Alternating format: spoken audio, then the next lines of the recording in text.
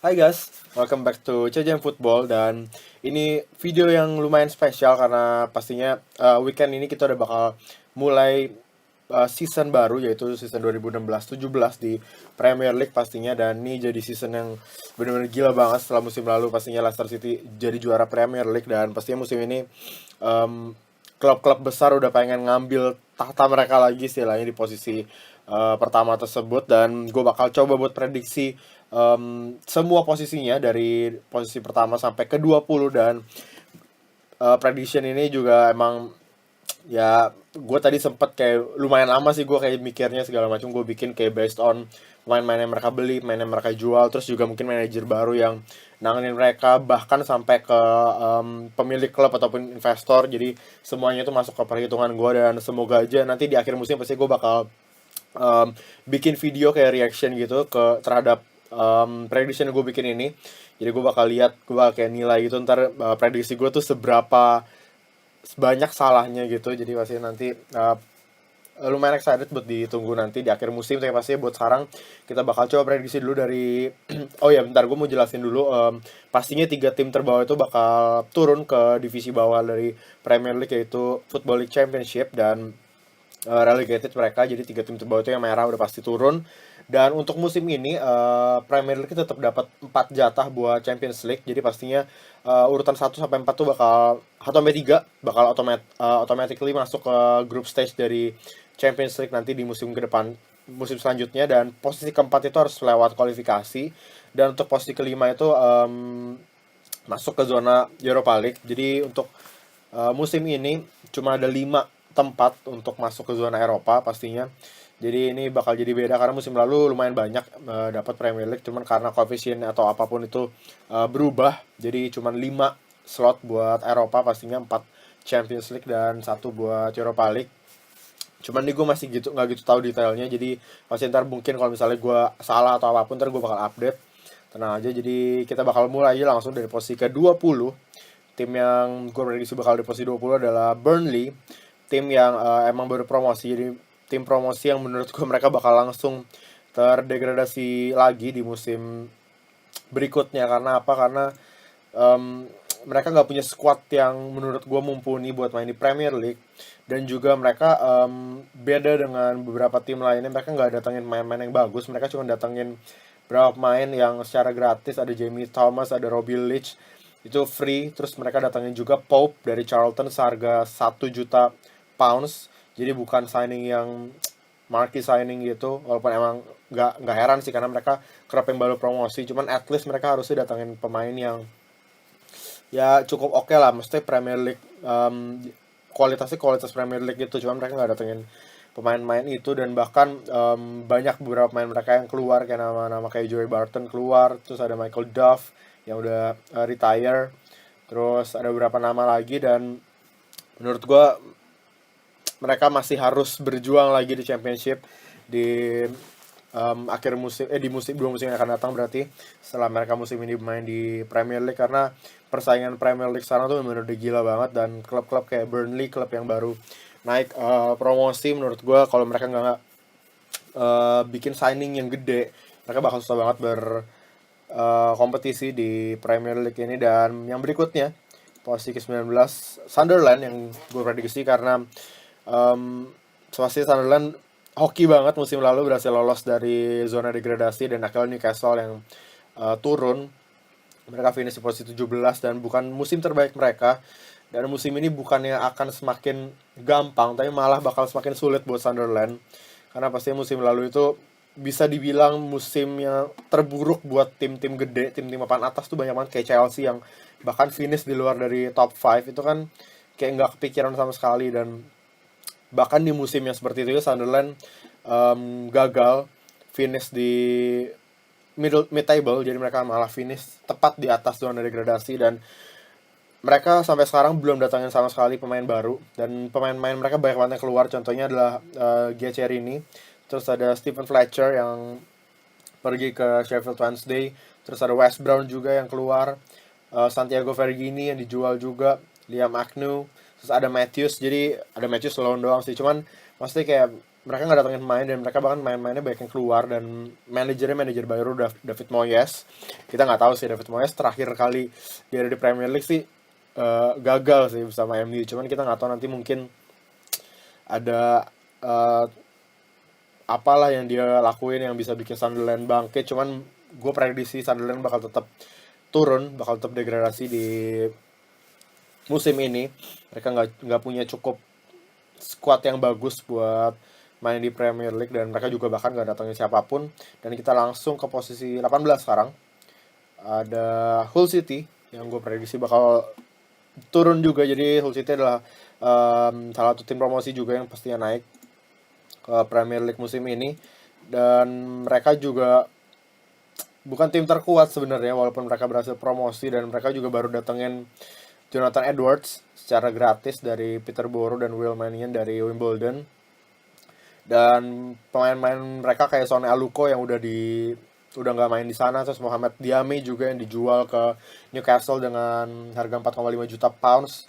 Jadi itu bisa dibilang beberapa pemain terbaik mereka yang keluar. Dan masih sih ada beberapa nama-nama baik di nama-nama pemain bagus di kubu Hull, cuman kayak bakal susah banget buat Hull City karena mereka nggak punya pemain yang benar-benar jadi pemain kuncinya di lini tengah khususnya, karena pastinya lini tengah ini penting banget buat kompetisi kayak Premier League.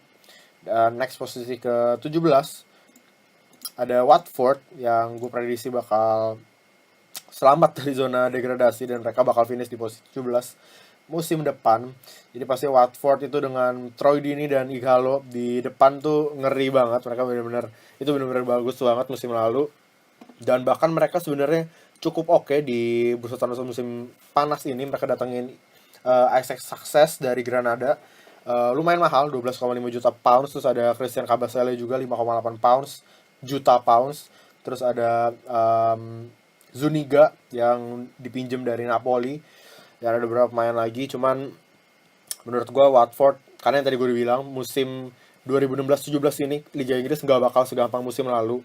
Dan menurut gue klub-klub kayak Watford ini yang bakal susah kok, apalagi kalau misalnya mereka main lawan tim-tim gede, itu pasti bakal susah banget walaupun mereka punya pemain-pemain yang oke. Dan bahkan ada beberapa nama bagus yang dijual. Jadi Jose Manuel Jurado itu dijual ke Espanyol, terus ada juga Abdin dijual ke Sheffield Wednesday, Daniel Pudil, terus Steven Bergwijn juga dipinjemin ke Feyenoord.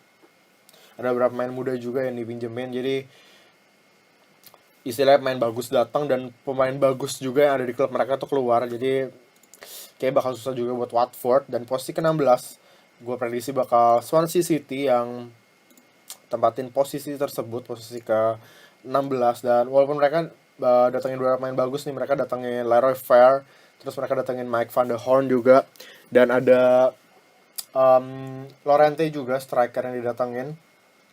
Pastinya ini nama-nama yang cukup bagus, cuman mereka kehilangan Buffetimbi Gomis dan juga Andre Ayew. Andre Ayew itu baru banget dibeli sama West Ham, mahal banget, 20 juta pounds dibeli sama West Ham. Terus mereka juga kehilangan Paloski dan beberapa pemain juga. Jadi menurut gua kehilangan Ayu sih paling parah sih, karena Ayu dan juga Gomis khususnya, karena itu kedua striker yang benar-benar, bukan striker sih, at least kayak pemain menyerang mereka yang benar-benar bagus banget, dan mereka harus kehilangan itu walaupun ada nama kayak Lorente. Cuman menurut gue Lorente bakal berakhir kayak waktu itu Negredo yang waktu main di City, yang gak terlalu bagus karena susah banget. Kayak dia bilangnya dia mau nyamain Michu. Waktu itu Michu benar-benar pernah sempat main di Swansea dan benar-benar bagus banget, bawa bisa Swansea ada di urutan-urutan atas dari Premier League, top table-nya Premier League. Dan kayaknya bakal susah banget buat Lorente karena persaingan di Premier League ketat banget. Jadi nggak segampang itu lagi, nggak kayak dulu Michu, pastinya itu udah bakal susah. Dan posisi ke-15 ada Crystal Palace yang mereka ngejual beberapa pemain terbaik mereka. Kayak contohnya adalah Dwight Gale, terus juga kiper mereka Alex McCarthy dijual, terus ada Adebayor dan Shamak yang dirilis sama klub. Dan rumornya Yannick Bolasie juga bakal dijual, jadi ini masih nggak tahu. Cuma mereka datengin Townsend dari Newcastle, terus mereka datengin center back Tompkins dari West Ham, dan Steve Mandanda kiper dari Marseille. Jadi ya cukup oke lah buat kayak mereka finish di posisi 15 masih bisa. Jadi prediksi gue posisi 15 buat Crystal Palace, dan posisi 14 ada Bournemouth menurut gue yang bakal finish di posisi tersebut, yang baru aja ngebeli wonderkid Liverpool. Mereka beli Jordan Ibe dari Liverpool seharga 15 juta pounds. Terus mereka juga datengin Nathan Ake kembali dipinjam lagi sama mereka. Terus mereka datengin Lewis Cook dari Leeds dengan harga 10 juta pounds, dan Brad Smith dari Liverpool juga harga 6 juta pounds. Jadi beberapa signing mereka oke, tapi mereka kehilangan Tommy Elphick, center back mereka. Terus Matt Ritchie juga kehilangan mereka. Matt Ritchie dijual ke Newcastle, Tommy Elphick dijual ke Aston Villa. Lee Tomlin juga udah dijual. Terus Glenn Murray dipinjemin ke Brighton, dan juga ada beberapa pemain. Jadi Bournemouth yang musim lalu bisa dibilang melebihi ekspektasi karena mereka baru promosi dan mereka udah bisa main sebagus itu, pastinya mereka bakal coba buat pertahanan musim ini, dan mereka bakal bisa finish di posisi 14. Itu memungkinkan banget buat mereka. Dan next untuk posisi 13 menurut gue adalah Stoke City yang bakal finish di sana, karena Stoke emang tim yang udah beberapa musim terakhir udah menempati posisi mid table. Jadi kayak emang udah langganan mereka di situ. Um, mereka nggak bahaya turun, mereka nggak takut turun, dan mereka juga nggak terlalu menantang buat kayak zona Eropa segala gitu. Jadi mereka aman-aman aja di tengah. Dan mereka baru datengin wonderkid asal Al Ahly, Ramadan Sobi. Jadi itu pemain muda yang cukup exciting dan patut dilihat nanti gimana mereka maininnya. Terus juga mereka datangnya Joe Allen, pemain dari Liverpool yang bersama Wales di Euro kemarin luar biasa bagus, dan seharga 13 juta pounds didatangin ke Stoke City. Jadi mungkin nggak tahu sih, mungkin kalau misalnya Allen mainnya jelek lagi, kayak dia waktu itu bagusnya benar-benar pas bela Wales doang. Selama dia main di Liverpool nggak gitu kelihatan bagusnya. Jadi kita nggak tahu, mungkin kita nanti harus lihat apakah Stoke punya rencana khusus buat Joe Allen, karena 13 juta pounds buat Allen tuh menurut gua nggak murah. Dan next di posisi ke-12 ada Middlesbrough, tim promosi yang paling tinggi gue taruhnya di papan klasemen, karena Middlesbrough bisa dilihat dari pergerakan mereka di bursa transfer musim panas ini tuh luar biasa banget. Jadi ini gue bakal bacain semua signing mereka. Ada Martin de Roon dari Atlanta 12 juta pounds. Victor Fisher pemain muda dari Ajax 4 juta pounds. Terus Bernardo Espinosa dari Sporting Gijón free. Terus ada Jordan McKee dipinjem, dan mereka datengin Victor Valdes dan juga Brad Guzan secara gratis dari MU dan juga Aston Villa, dua kiper veteran yang menurut gue cukup oke. Dan apalagi khususnya Valdes sih, gila, Valdes tuh bener-bener di United kayak dibuang banget, dan menurut gue tuh sayang banget karena Valdes walaupun seburuk-buruknya Valdes, dia tuh masih punya kualitas. Dia pernah main di klub sebagus Barcelona, dan menurut gue kayak Middlesbrough bisa datangnya Valdes tuh benar luar biasa banget. Dan ini juga bisa jadi pembuktian buat Valdes kalau dia diperlakuin kayak gitu di MU itu salah banget, dan dia bisa langsung jadi kiper utama dari Middlesbrough. Dan satu lagi yang terakhir adalah signing yang menurut gue benar-benar bagus banget adalah Alvaro Negredo yang dipinjem dari Valencia. Jadi mereka emang butuh striker kayak gini. Dan walaupun tadi gue bilang kayak Negredo pernah main di City dan nggak gitu berhasil, menurut gue kedua kalinya second coming, jadi dia datang kedua kali ke Premier League adalah apa ya, dia tuh jadi kayak istilahnya udah tahu gimana cara adaptasi di Premier League. Dan menurut gue ini bakal jadi hal yang bagus buat Negredo dan juga Middlesbrough. Makanya itu gue taruh Middlesbrough di posisi 12 di papan klasemen akhir dari Premier League musim 2016-17 ini, karena menurut gue Middlesbrough adalah klub promosi yang paling serius ngejalanin musim pertamanya di Premier League ini setelah bounce back dari Championship pastinya.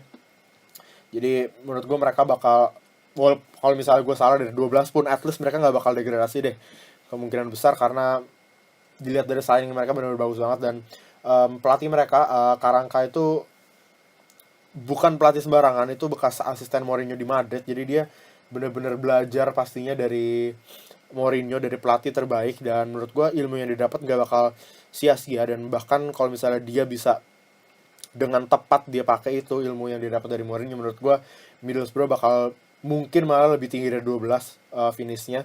Cuman untuk prediksi ini gue bakal stick to 12, jadi posisi 12 buat Middlesbrough. Dan next di posisi ke-11 kita ada West Bromwich Albion, salah spell, jadi West Brom yang ada di posisi 11. menurut prediksi gue, menurut em,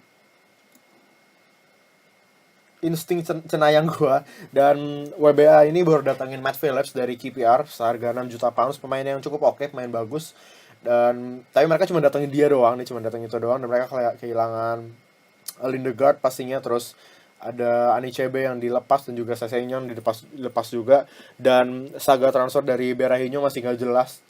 Jadi menurut gua at least kayak mereka datangin satu pemain sih oke, karena mereka juga nggak gitu lepasin banyak pemain dari pemain inti mereka, squad utama mereka. Dan mereka mungkin bakal turun dengan kekuatan yang kurang lebih sama dengan musim lalu. Tapi ada yang jadi pembeda adalah Matt Phillips ini menurut gua adalah pemain KPR yang terbaik. Jadi waktu KPR sempat main di Premier League beberapa musim lalu itu, Matt Phillips adalah pemain terbaik mereka. Dia main di sayap, dan dia menurut gua adalah pemain dengan kualitas Premier League. Dan gua agak kaget waktu KPR pertama kali turun ke Championship. Phillips itu nggak berniat buat pindah, karena menurut gue dia bisa banget main di Premier League langsung, karena dia punya kualitas buat main di situ. Jadi menurut gue ini signing yang oke buat West Brom, walaupun mereka cuma datang satu pemain, tapi ini adalah pemain yang menurut gue on point, tepat buat mereka dan bagus. Dan next di posisi ke 10, jadi kita udah masuk ke, kita udah selesai setengah dan udah 16 menit, anjir gue baru lihat sih. Jadi ini kayak bakal jadi video yang panjang banget, sorry banget, tapi nggak apa, kita bakal lanjut ke posisi ke 10. Pasti kita udah mulai masuk ke top half dari papan klasemen ini. Dan di posisi 10 gue taruh Everton di situ, karena mereka pasti baru kehilangan em, mereka baru dapat manajer baru, bukan kehilangan, mereka baru dapat Ronald Koeman dari Southampton pastinya. Dan Ronald Koeman adalah menurut gue mastermind banget. Dia punya um, taktik-taktik yang benar-benar bagus. Tapi sayangnya Everton harus kehilangan salah satu mungkin center back terbaik di Premier League saat ini, yaitu John Stones, yang baru hari ini dibeli sama City seharga kira-kira 50 juta pounds kalau nggak salah. Jadi pasti John Stones emang udah jadi salah satu bagian penting dari squad Everton di beberapa musim terakhir setelah diberi dari Barnsley kalau nggak salah. Dan dengan kehilangan kehilangan John Stones maksudnya, Everton mulai bergerak, kayaknya dia mau beli Ashley Williams dari Swansea, cuman itu masih belum confirm, jadi masih belum tahu itu bakal gimana. Cuman yang pasti kehilangan Stones itu bener-bener bakal berasa nanti buat Everton. Walaupun mereka datengin Idrissa Gueye dari Aston Villa seharga 7 juta. Gueye itu juga salah satu pemain terbaik Aston Villa yang menurut gue tepat pergerakannya untuk datengin Gueye ke Everton. Dan mereka juga datengin Stekelenburg dari Fulham pastinya, karena Tim Howard udah pindah ke Colorado Rapids di Amerika, di MLS. Terus juga beberapa pemain veteran mereka kayak Leon Osman, Tony Hibbert, dan juga Steven Pienaar udah keluar dari klub. Jadi emang menurut gue sih ini saat yang tepat buat kayak pergantian era di Everton. Cuman mereka, gue bingung karena mereka datangin pemainnya cuma dikit banget. Mereka cuma datangin ada 2 lagi, itu Basala Sambo dan juga Chris Renshaw. Dan ini bukan pemain yang menurut gue cukup bagus, dan bukan pemain yang bakal langsung masuk ke first team mereka. Jadi nggak tahu sih, karena kita masih menyisakan kayak 20 harian lagi buat bursa transfer musim panas ini. Jadi sih panjang sebenarnya. Jadi nggak tahu nanti Everton mungkin bakal gunain dana dari penjualan John Stones ini buat beli beberapa pemain baru. Karena emang kayak waktu itu gue pernah bilang juga, kalau misalnya Everton tuh squadnya sebenarnya bagus banget, cuman mereka tuh nggak tahu gimana mereka nggak bisa di bawah Roberto Martinez waktu itu. Mereka tuh nggak bisa aja ketemu formula yang bagus. Dan menurut gue Ronald Koeman juga nggak bakal langsung secara instan bisa bikin mereka jadi tim bagus. Makanya gue taruh Everton di posisi 10, karena menurut gue kumpulan pemain-pemain ini sebenarnya pemain-pemain bagus kayak Miralas, Deulofeu segala macam, Barkley khususnya. Jadi mereka tuh punya pemain bagus. Lukaku kalau nggak pindah, tapi nggak tahu gimana Martinez waktu itu nggak bisa nemuin formula yang tepat. Dan menurut gue Koeman bakal mungkin take 2 atau 3 musim mungkin buat nemuin akhirnya tim yang benar-benar bagus buat Everton. Dan mungkin dengan bantuan beberapa pemain baru yang didatengin, pastinya itu bakal ngebantu. Jadi buat musim depan menurut gue Everton bakal aman di posisi 10. Jadi mereka nggak harus khawatir dengan main di Eropa segala macem, jadi mereka bisa fokus ke liga di musim berikutnya lagi. Pastinya itu menurut gue musim yang bakal jadi penting banget buat Everton karena nggak segampang itu, nggak seinstan itu. Dan posisi 9 ada Southampton. Em, ini emang agak agak aneh gue taruh Southampton di atas Everton karena jelas-jelas pelatih dari Southampton baru pindah ke Everton. Cuman emang tadi kan gue udah jelasin Everton tuh bakal agak sulit karena kehilangan John Stones. Tapi Southampton ini walaupun kehilangan manajer, tapi mereka datangin beberapa pemain bagus. Kehilangan manajer bagus pastinya Ronald Koeman, cuman mereka datangin beberapa pemain bagus kayak contohnya adalah mantan main Bayern Munich, Pierre-Emile Højbjerg. Itu pemain yang bagus banget, masih muda juga, dan menurut gue dengan pengalaman yang didapat dari main di Bayern Munich itu bakal jadi aset yang penting banget. Mereka juga datengin Nathan Redmond, salah satu wonderkid Inggris dari Norwich City seharga 11 juta pounds. Terus mereka juga datengin kiper Alex McCartney dari Crystal Palace 4 juta pounds. Tapi mereka juga emang kehilangan beberapa pemain penting sih. Mereka kehilangan Sadio Mane ke Liverpool dengan harga 36 juta pounds dibeli, itu gila banget harganya. Terus juga Victor Wanyama yang dibeli Spurs dengan harga 11 juta pounds. Terus Joan Mi juga dibeli Real Sociedad, dan Gaston Ramirez yang ada di Hull. Terus Graziano Pelle yang dibeli klub Cina Shandong Luneng 12 juta pounds. Jadi emang banyak sih pemain penting mereka yang pergi. Cuman mereka juga datengin beberapa pemain yang menurut gue cukup oke, kayak Redmond itu tuh attacker yang benar-benar oke banget, dan Højbjerg yang menurut gue bakal bikin lini tengah mereka jadi balance banget. Dan pastinya mereka emang maksudnya kayak nggak bisa tinggi-tinggi amat. Mereka mungkin posisi 9 menurut prediksi gue. Mid table mereka oke, tapi gue taruh di posisi 9 pastinya di atas Everton, nggak apa-apa. Karena emang Everton benar-benar bakal terluka banget sih emang dengan kehilangannya John Stones. Jadi Southampton dan juga Everton menurut gue sih nggak bakal jauh sih mereka, karena mereka emang belum bisa nembus zona Eropa, belum kayak West Ham gitu, dan mereka kayak masih aman di atas sedikit dari mid table. Jadi posisi 9 dan 10 menurut gue oke buat Southampton dan juga Everton. Dan di posisi ke-8 ada West Ham United, klub yang musim lalu benar-benar bagus banget, dan musim ini mereka baru pindah ke stadion baru, apa ya namanya, Olympic Stadium atau London Stadium, gue gak tahu, ada dua nama gitu kayaknya, gue gak tahu nama aslinya apa. Cuman yang jelas gue udah lihat sih bener-bener stadium itu bener-bener bagus banget, dan menurut gue tuh bakal jadi kayak modal yang penting buat West Ham. Karena apa ya, pasti sebagai pemain bola kayak lu kalau misalnya lihat stadion baru dengan fasilitas selengkap itu sebagus itu, pastinya kayak adalah dorongan khusus gitu loh. Jadi menurut gue itu yang bakal jadi sesuatu yang penting buat West Ham untuk ngelanjutin tren positif mereka di musim ini. Setelah musim lalu mereka benar-benar bagus banget setelah kedatangan Dimitri Payet pastinya, dan di musim ini juga mereka datangin beberapa pemain bagus. Andre Ayew yang dari Swansea yang tadi gue udah bahas, sebesar 20 juta pounds dibeli. Terus juga Tony Martinez dari Valencia. Terus ada Havard Nordtveit dari Mönchengladbach secara gratis datangin. Nordtveit juga pemain bagus ini. Terus juga ada Sofian Feghouli juga yang dibeli dari Valencia secara gratis. Terus ada Gökhan Töre dari Besiktas, dipinjam doang, cuman mungkin ada opsi buat permanenin kalau misalnya Töre emang berniat untuk stay di West Ham. Jadi mereka datengin beberapa pemain bagus juga, dan menurut gue ini mereka adalah kayak istilahnya apa ya, tim papan tengah yang menurut gue bisa bersaing dengan tim-tim top dari Premier League. Gue ngomong tim top, ini bener-bener tim top yang kayak Chelsea, MU segala macam. Jadi itu karena menurut gue setelah Leicester City menangin Premier League, juara Premier League musim lalu, tim-tim musim ini tuh nggak bakal terlalu banyak kejutan gitu loh. Jadi kayak tim-tim gede tuh udah kelihatan banget dari aktivitas mereka di bursa transfer musim panas ini.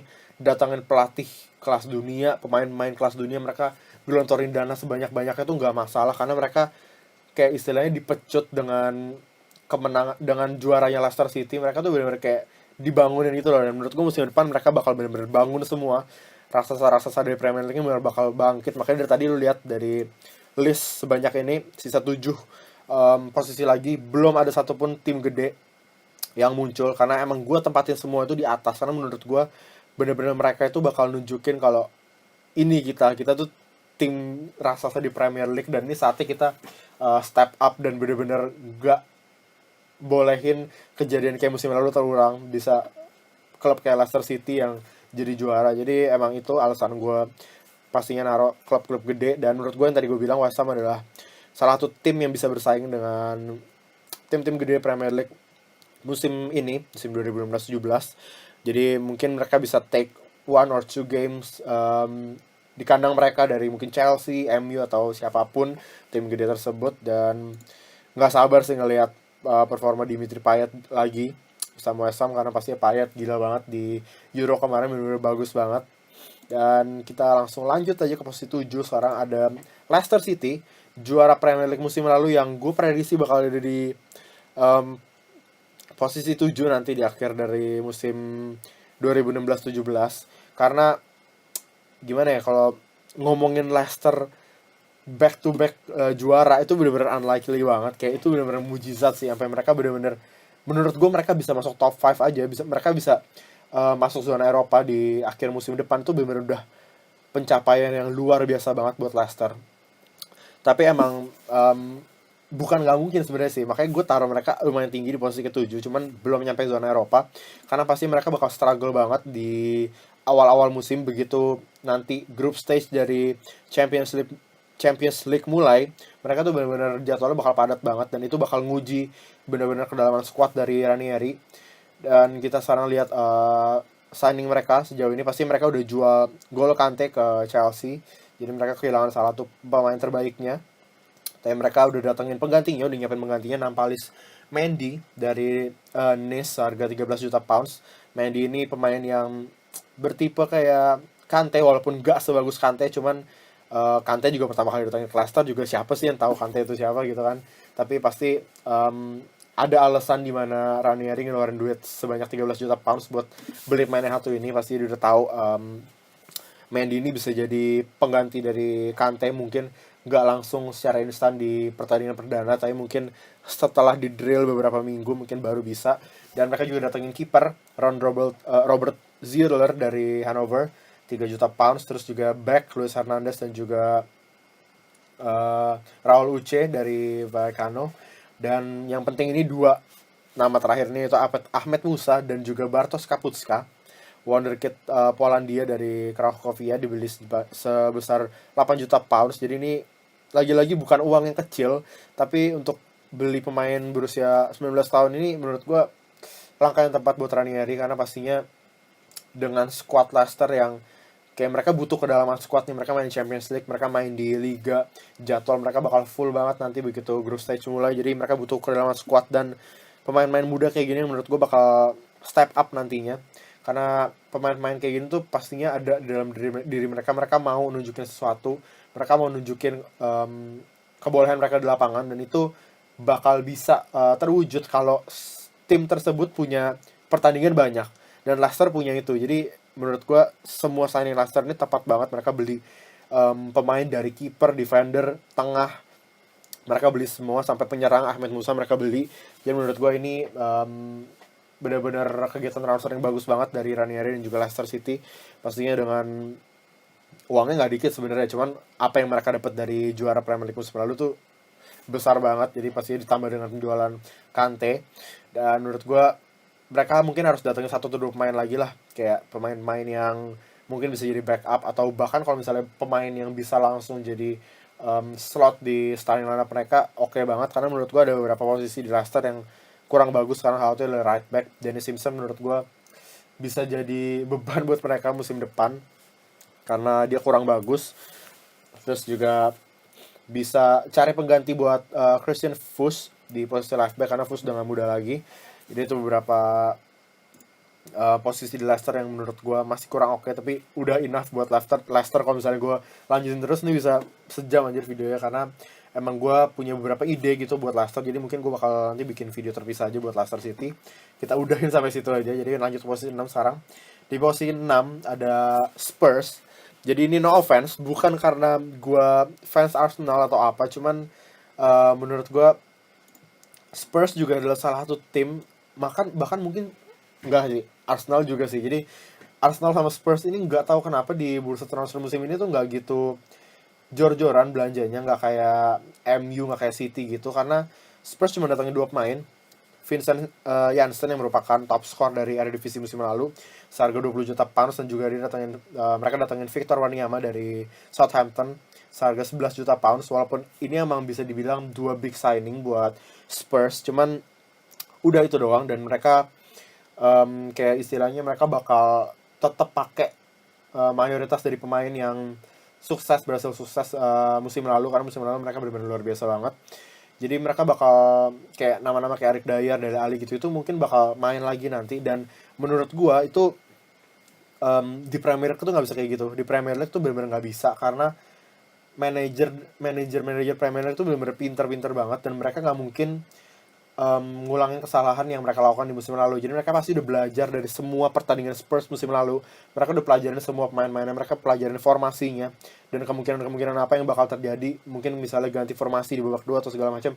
Mereka udah pelajarin itu, dan menurut gua kalau misalnya Spurs masih pakai formasinya sama, pemain-pemain yang mayoritas sama, mereka bakal sulit banget buat nembus top 5. Dan makanya gue taruh di posisi ke-6, dan plus lagi mereka bakal main di Champions League juga. Jadi ini menurut gue bakal makin bikin mereka susah, karena mereka bukan yang nggak punya kedalaman squad yang bagus. Kedalaman squad mereka cukup oke, cuman mereka tuh nggak datengin pemain yang benar-benar sekelas Gareth Bale gitu-gitu, karena mereka cukup tinggi finishnya di Premier League musim lalu, dan mereka pasti punya uang untuk itu. Jadi makanya tadi gue bilang Spurs ini adalah salah satu tim top Premier League yang belanjanya nggak jor-joran, nggak tahu kenapa. Dan pasti ada Arsenal juga sih, itu aduh nggak ngerti lagi gue. Tapi udah, kita bakal lanjut sekarang ke posisi 5. Jadi ini tim ini bakal main di Europa League, dapat slot Europa League. Tim itu adalah Liverpool. Yap, Liverpool yang menurut gue juga masih belum bisa nembus top 4. Nggak tahu kenapa, feeling gue aja sih, karena emang walaupun Liverpool apalagi kemarin di preseason gila banget, mereka ngalahin Barcelona 4-0. Itu menurut gue luar biasa banget, walaupun emang Barcelonanya nggak full team segala macam, cuman mereka udah nunjukin dengan datangin Sadio Mane juga Wijnaldum. Itu tuh benar-benar Liverpool going forward tuh benar ngeri banget. Terus mereka juga pasti datengin kiper yang langsung cedera, Loris Karius itu lagi cedera, baru main berapa preseason game kalau nggak salah. Mereka juga datengin Joel Matip dari Schalke secara gratis. Terus ada juga center back itu Joel Matip, dan juga center back satu lagi adalah Ragnar Klavan dari Augsburg. Terus yap, itu dia. Jadi menurut gue signing bagus mereka adalah Mane, pastinya udah kelihatan banget. Mane ini pemain bagus dari Southampton yang dibeli juga nggak murah, hampir 40 juta pounds. Tapi nggak tau kenapa menurut gue Liverpool tuh bakal berkutat dengan beberapa pemain mereka yang cedera dan juga kurang konsisten. Kayak contohnya adalah Emre Can dan juga Henderson, yang nggak tahu kenapa mereka tuh pemain bagus sebenarnya, cuman musim lalu kelihatan banget mereka tuh kayak Henderson sih sering keluar karena cedera, cuman Emre Can ini pemain muda yang menurut gue potensinya luar biasa banget. Tapi nggak tahu kayak dia entah mungkin karena dia sering berubah-ubah posisi jadi nggak bisa nemuin form terbaiknya. Tapi menurut gue Liverpool kalau misalnya kayak nggak ada satu atau dua pemain yang benar-benar step up, yang benar-benar sepanjang musim performanya stabil dan bagus banget, menurut gue mereka bakal finish posisi 5. Masih belum bisa bersaing dengan kedua tim dari kota Manchester tersebut. Terus Chelsea juga menurut gue masih belum bisa, walaupun emang kita nggak tahu, mereka punya manajer hebat Jurgen Klopp. Dan menurut gue Klopp setelah setengah musim kemarin di Liverpool harusnya dia udah cukup settle di sana. Dan apalagi Klopp itu langsung tanda tangan kontrak baru, jadi setelah sign new contract dia langsung tanda tangan kontrak baru, kontrak panjang di Liverpool. Jadi pastinya emang Klopp udah senang di sana, dan juga fans Liverpool juga udah senang banget sama Klopp. Dan ini hal yang bagus pastinya. Tapi menurut gue Liverpool ini adalah Klopp di Liverpool lebih ke project panjang, project masa depan, apalagi dengan kontrak panjang yang baru ditandatanganin itu. Jadi menurut gue untuk musim depan mereka harus cukup puas dengan at least mereka masuk zona Eropa, itu udah bagus banget. Posisi ke-5, karena mereka belum bisa bersaing sama 4 tim yang bakal gue reveal setelah ini. Dan di posisi ke-4 merupakan tim yang bakal masuk ke Champions League lewat qualifier, lewat babak kualifikasi. Dan tim itu adalah Manchester City. Jadi gue tahu ini mungkin agak aneh, tapi gimana ya, Pep itu mungkin kayak manajer kedua terbaik setelah Mourinho mungkin. Jadi kayak top 2, top 3 dia tuh ada di sana. Dan dia mungkin bisa. Dan ini juga Pep Guardiola di City juga project masa depan, project jangka panjang, karena bisa lihat dari signing mereka aja pemain-pemain muda kayak Leroy Sané. Terus juga ada siapa tuh main dari Brazil itu, ntar gue cek dulu catatan gue karena gue lupa. Gabriel apa sih, Gabriel Gabriel Jesus dari Palmeiras. Gila sih, mereka bener-bener gila banget. Gue udah nyadar anjing, Gabriel tuh 27 juta pounds loh.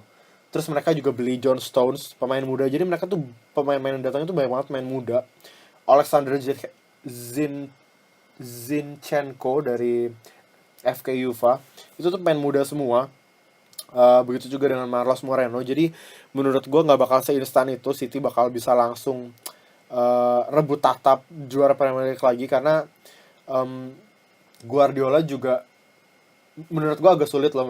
Guardiola kebiasaan ngelatih Barca, Bayern Munich, dan sekarang harus turun ke City. Gue ngomong turun karena apa? Karena squad City bisa dibilang gak sebagus Bayern dan juga Barcelona. Itu obvious banget sih, karena di Champions League kayak udah kelihatan City itu kayak kalau misalnya ketemu Barca atau Munich itu udah pasti kayak favoritnya mereka berdua, bukan City. Jadi menurut gue ini pekerjaan rumah yang lumayan berat buat Pep Guardiola. Gimana caranya dia nemuin formula yang tepat. Pasti harus 11 pemain utama City, karena itu susah milih pemain pemain terbaik dari pemain yang bagus-bagus tuh susah banget.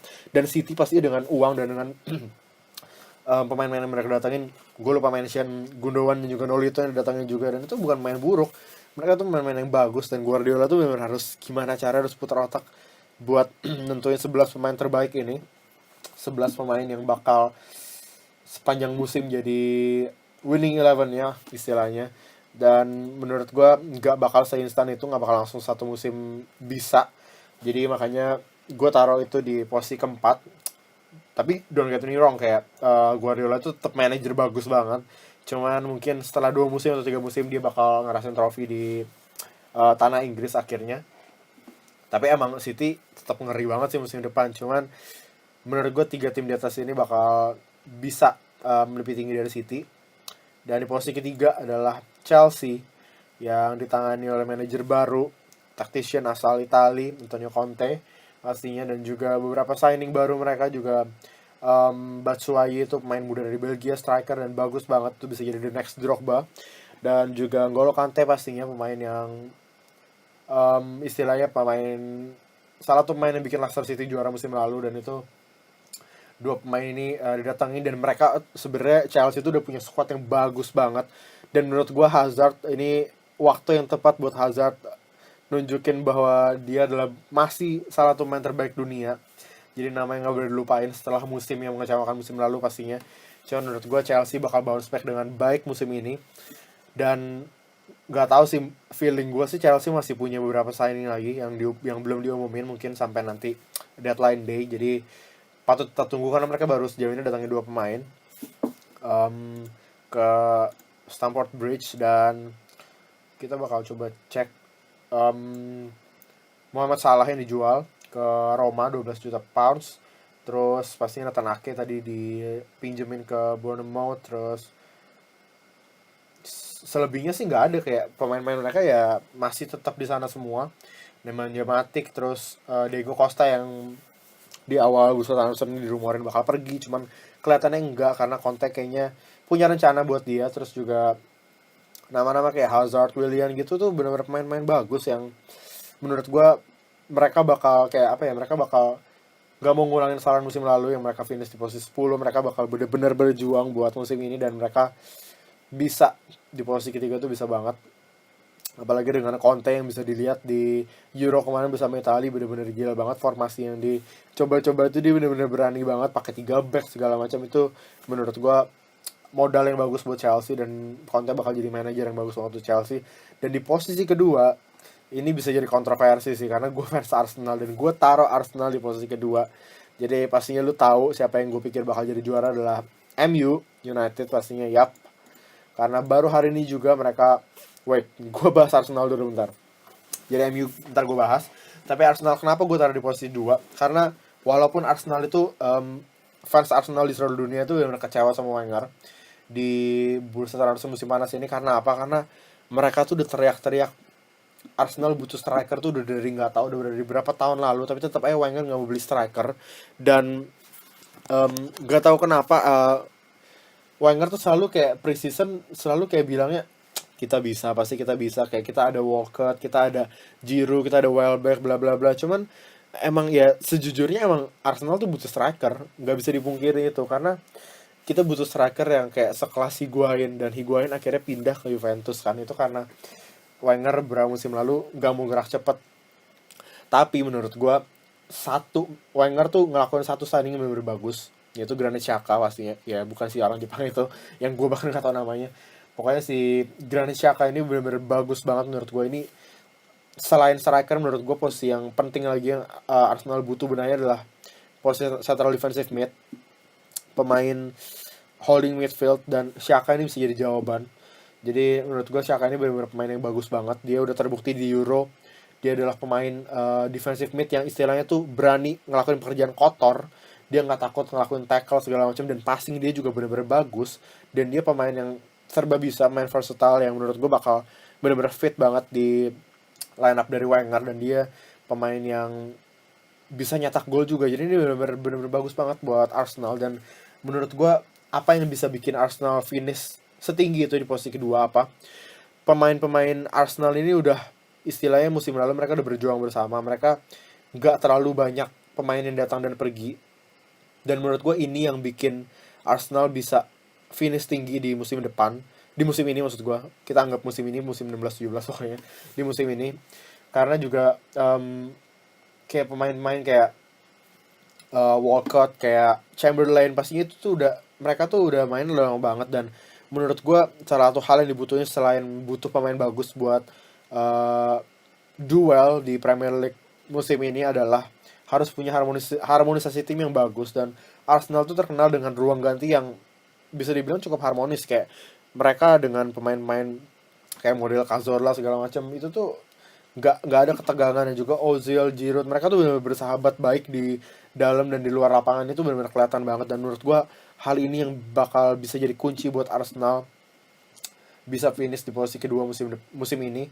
Dan juga ini juga kayaknya kontrak Wenger tuh udah habis di tahun depan, jadi sisa setahun lagi kayaknya deh. Jadi ini kemungkinan besar bakal jadi musim terakhir Wenger. Jadi pastinya para pemain ini juga ada motivasi lebih, karena Wenger tuh orang yang baik, pelatih yang benar-benar baik banget. Dia setia banget sama Arsenal, dan pastinya mau sebenci apapun fans Arsenal sama Wenger, menurut gue mereka tuh bakal tetap back um, punggung dari Arsene Wenger, dan mereka bakal tetap dukung. Karena apapun terjadi, Wenger adalah istilahnya kayak dia waktu itu ngebawa The Invincibles juara Premier League tanpa kalah sepanjang musim. Jadi itu pasti pencapaian yang luar biasa yang belum pernah dicapai sama manajer manapun sampai sejauh ini.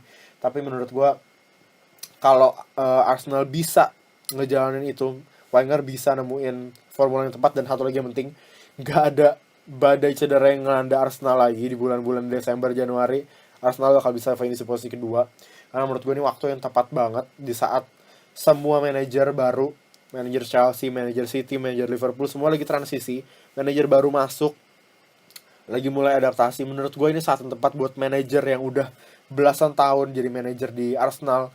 Menurut gue saat yang tepat untuk mereka finish setinggi mungkin, apalagi kalau misalnya ini jadi tahun terakhir Wenger.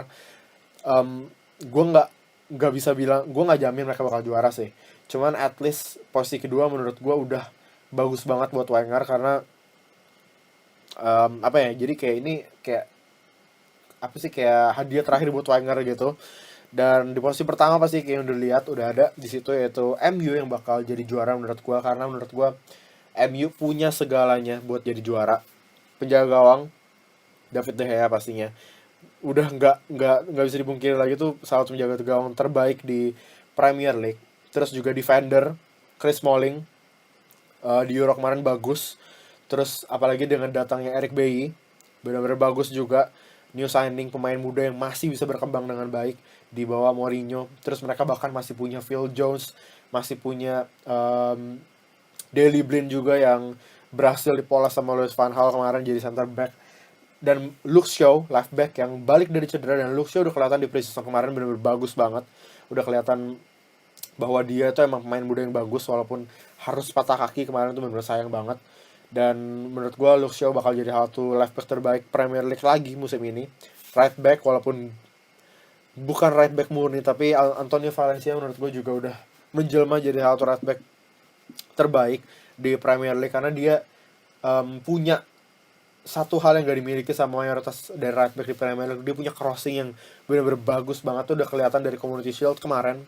Umpan dia ke Ibra itu di menit 83 yang jadi gol kemenangan MU itu benar-benar bagus banget. Dan menurut gue Valencia bakal harus dimainin dari lebih dari Darmian, karena pastinya Darmian juga masih muda dan masih bisa berkembang. Dan menurut gue Valencia lebih fit ke cara main Mourinho. Dan di lini tengah nggak usah tanya lagi, Paul Pogba yang udah balik ke MU pastinya baru hari ini diumumin resmi. Dan menurut gue ini bakal beda loh kalau misalnya Pogba belum diumumin atau misalnya Pogba nggak jadi ke MU. Gue mungkin nggak bakal taruh MU di posisi pertama ini. Cuman setelah Pogba benar-benar resmi jadi main MU, gue langsung taruh Pogba di posisi pertama. Dan menurut gue ini benar-benar bakal jadi signing yang bagus banget. Dan bakal jadi salah satu faktor MU bisa jadi juara. Di samping ada Martial, Rashford, dan juga Ibra di lini depan. Jadi menurut gue semua pemain itu ditambah dengan seorang manajer sekelas Jose Mourinho, menurut gue ini bakal jadi benar-benar jadi musim yang luar biasa buat MU. Dan gue benar-benar gak sabar buat lihat mereka. Dan menurut gue mereka bakal juara musim depan, itu prediksi gue. Jadi mungkin kalian gak gitu excited buat lihat posisi 6 ke bawah sampai 20, cuman ya posisi 5 besar nih kayak tadi gue bilang di awal video, tim-tim gede Premier League bakal unjuk gigi di musim ini. Jadi menurut gue ini udah saatnya tim-tim gede balik lagi ngerebut tahta mereka di top 5 dari Premier League. Jadi pastinya ini adalah tim-tim gede dari Premier League dan MU bakal jadi juara. Jadi kayaknya itu dia prediksi gue buat 20 tim dari Premier League musim ini pastinya. Dan ini udah hampir 50 menit, jadi kayak gue udah benar-benar harus akhiri video ini di sini.